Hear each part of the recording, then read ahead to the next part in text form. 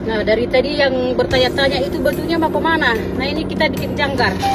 Jadi kalau kami nelayan di sini, biar bisa masang jaring di posisi tengah ini, kita masukkan dalam karung begini batu padas yang kita siapkan, baru habis itu jatuhkan. Ini nanti kita jatuhkan pakai kita ikat dulu pakai tali. Tapi tenaga bisa nggak ini? Kira-kira bisa nggak menjatuhkan ini? Karena ini batu padas berat. Baru kita ikat tali. Kita lihat nanti berapa dalam ini. Jadi yang selalu bertanya-tanya berapa dalam Danau Toba. Setahu yang saya pasang jaring begini. Nah, ini talinya kita jatuhkan. Kira-kira habisin nggak satu gulungan ini? Nah, inilah panjangnya nanti sampai kedalamannya ini ya. Yang selalu bertanya-tanya. Cuman persiapan kita langsung buat 2 gulungan begini. Siapa tahu nanti nggak cukup 1 gulungan.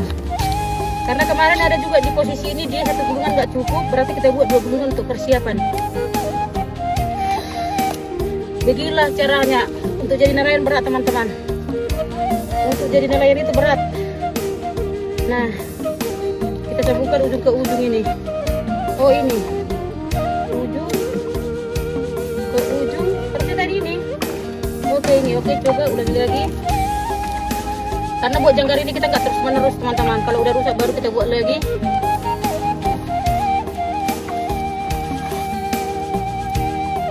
Ujung ke ujung. Ops, baru. Oh ini. Kalau yang dari ke ujung dia diambil dari pinggirnya, satu dari tengahnya.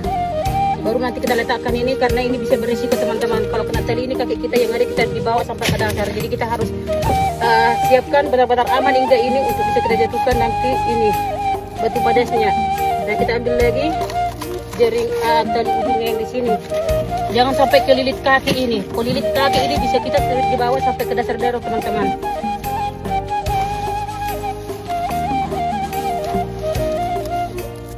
Posisinya ini di tengah. Kalau dari pinggiran kayaknya ada 500 meter dari pinggiran ini sampai ke tengah ini. Kedalamannya aku kurang tahu. Nah, ini kita lihat ya. Kalau dulu kedalamannya ada kita walaupun sama-sama di tengah, tapi di sini ada yang dia yang sedikit dangkal, ada yang lebih dangkal, ada yang lebih dalam. Walaupun padahal ini posisinya sama-sama di tengah. Nah, ini kenapa aku buatkan jangkar ini? Karena dari sini nanti mau kita ikatkan jaring mulai dari ujung ke ujung sampai bisa diikat 10 jaring. Nah, mungkin banyak juga di sini yang penasaran gimana cara buat jaring di tengah itu, gimana diikatkan. Nah, inilah jangkarnya teman-teman. Kita jatuhkan. Nah ini. Kita lihat kedalamannya berapa. Aku nanti mau buat 2 titik ini. Sampai di jalan sampai habis ini nanti baru kita putuskan, baru kita buat apung-apungnya.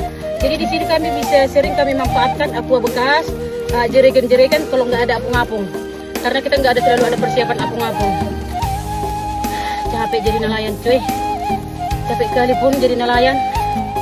Nah ini. Sabar ya teman-teman sampai ini habis. Sampai gulungan ini habis kita tunggu baru kita putus. Baru kalau udah ini nggak jalan lagi, udah nggak ini lagi, baru kita putus. Ini itu artinya berarti udah nyampe ke dasar, baru kita buatlah ini nanti jerigen ataupun bisa apung-apung lain seperti polipom.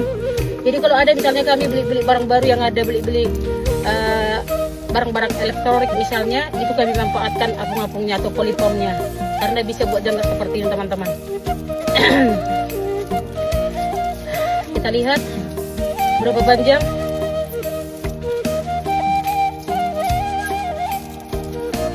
Dalam juga kan. Nah ini bertanya-tanya buru-buru itu tahu sih, tahu aja kedalaman Danau Toba. Nah dari kita pas mau jatuhkan jangkar seperti ini kita tahu berapa di posisi ini kedalamannya kira-kira berapa kira-kira posisi di sana kedalamannya, langsung kita tahu teman-teman dari jangkar yang kita pasangkan begini.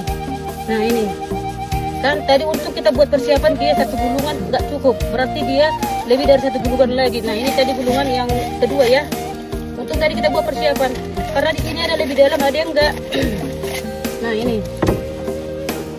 Jadi ada kebelikan kemarin 4 gulungan. Jadi untuk pembuatan jangkar ini juga kita nggak bisa ada ombaknya, nggak ada anginnya, benar-benar diam begini. Nah ini 1 gulungan berapa kira-kira berapa ya?